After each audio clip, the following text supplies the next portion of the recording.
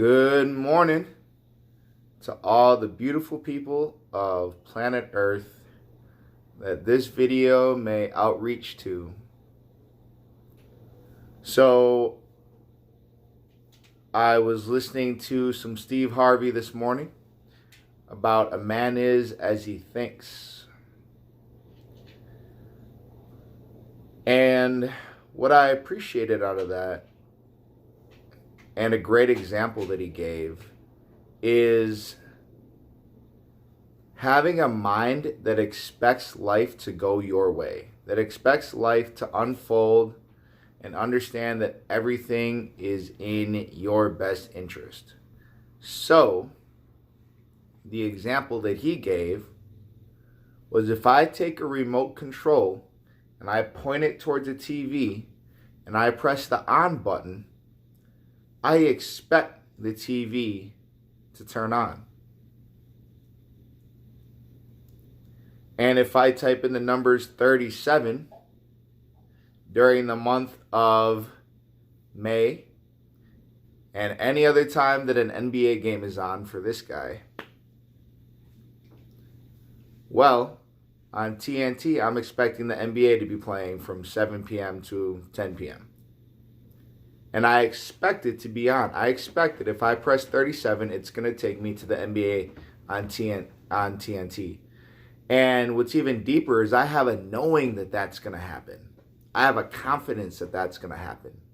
So why do we have a confidence with something as simple as turning on a TV, knowing that that's going to work? However, we don't have faith in ourselves and faith in life, faith in God, faith in the universe. And knowing that all things will go the way I want as long as I take the actions to get there. See, because it's our actions that create our reality. It's our thoughts and our actions. It's the way we think and the way we act upon those thoughts that creates the world that we live in. And Steve shared, you might not be able to create heaven and earth as the source did, as the creator did. However, you can create your own heaven and earth in your mind and then use action to bring that into reality.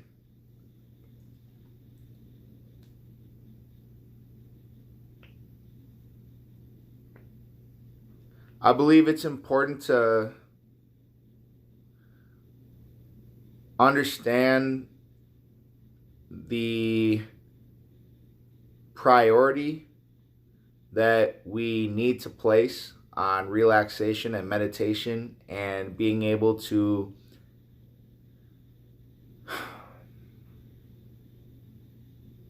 step away and unplug ourselves. One quote that I appreciated was, most items, most things work better if we unplug them for a little bit, including ourselves.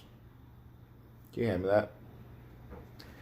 And one thing I would like to share out of Dr. Dispenza's book, I actually didn't think I was going to share something this morning, and then just had a little insight come to my heart. It's a great one.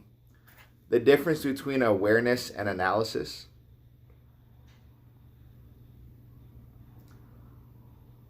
Awareness can exist outside of analysis. When you are aware, you may think, I'm feeling angry. When you are analyzing, you go beyond that simple observation to add, why is this taking so long?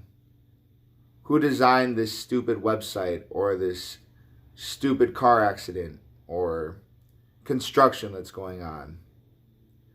Why is it that whenever I'm in a hurry, something is always going slow? The internet's not loading fast enough. Large traffic jam. Awareness, as I mean it to be practiced here, is simply noting or watching a thought and then moving on. We can also watch a feeling and then move on. So awareness is to notice that it's there and not owning it into us. Where analyzing is taking every detail and trying to make sense of it. And when we're constantly analyzing, we're constantly in a high state of stress. One piece of knowledge that Dr. Dispenza shared is what he calls the big three: the environment, your external environment, your body, and time. And how if we live in those three realities constantly, it makes it harder for us to take our inner reality and create the life that we want, because we're constantly allowing the outside influences to dictate how we feel. And when we do that, our brain waves are firing at a much higher rate consistently, which is connected to that fight or flight and those stress hormones, and causes our bodies to become out of balance.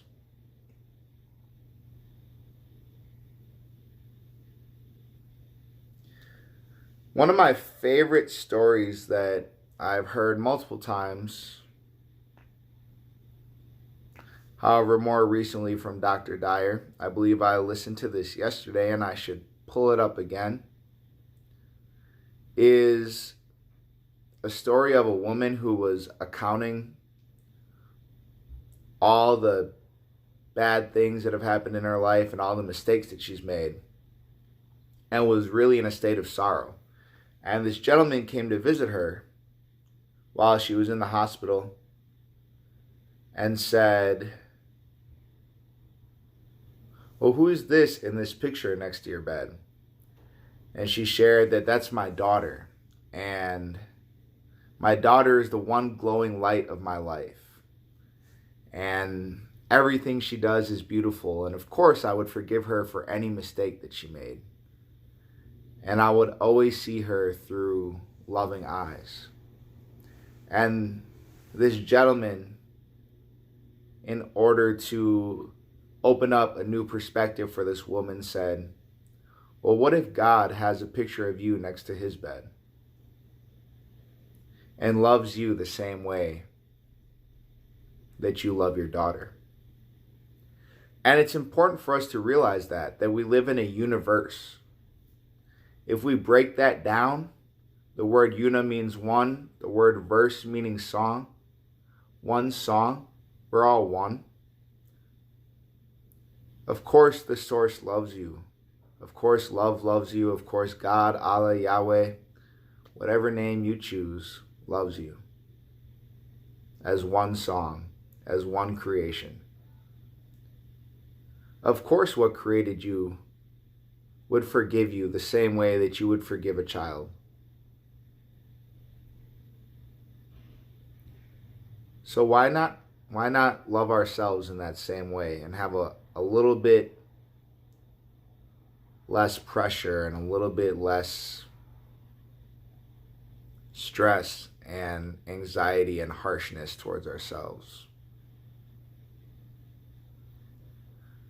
We should treat ourselves the same way we would treat our child or our best friend.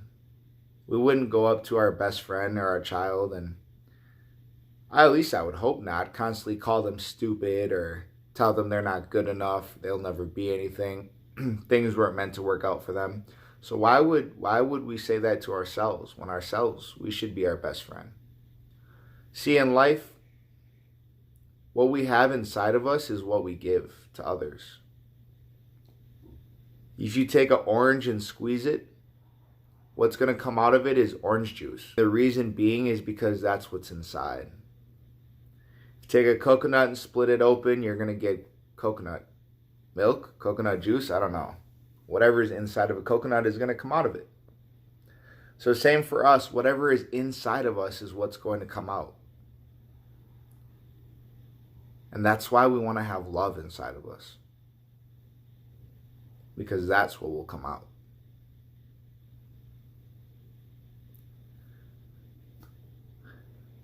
I wish you all a peaceful day. Take some time to reflect. To be aware yet not analyzing. Step away from time Step away from the environment. Step away from your body. Rest. Go into a state of peacefulness. And imagine what an ideal life looks like for you. Because it's completely possible. Jesus shared it himself. He said, even the least among you can do what I have done, and even more. If that's not inspiring, I don't know what is. So, hey, stay productive, stay peaceful, stay gentle, stay open, stay loving. Love y'all. Have a beautiful day. The reason I love you is because the light in me always recognizes the light in you. The one universe we sing together. Love. Peace.